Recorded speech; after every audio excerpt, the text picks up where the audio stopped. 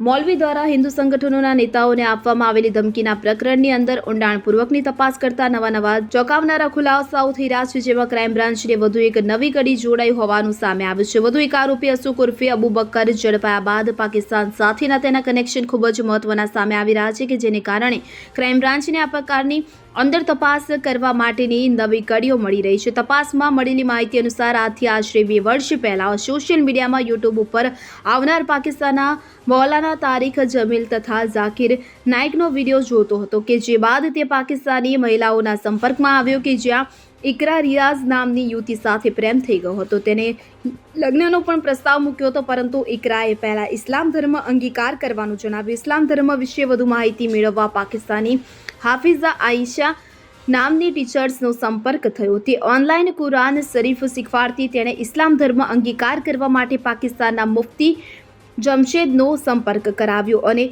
Online ધર્મ પરિવર્તન કરાવ્યું। તો આ માહિતી બાદ હાલ ક્રાઇમ બ્રાન્ચ દ્વારા આ દિશામાં તપાસ ચક્રો ગતિમાન કરવામાં આવ્યા છે। Bureau report CN24 news. હવે જુઓ દેશ દુનિયાની તમામ ખબરો તમારી આંગળીના ટેરવે।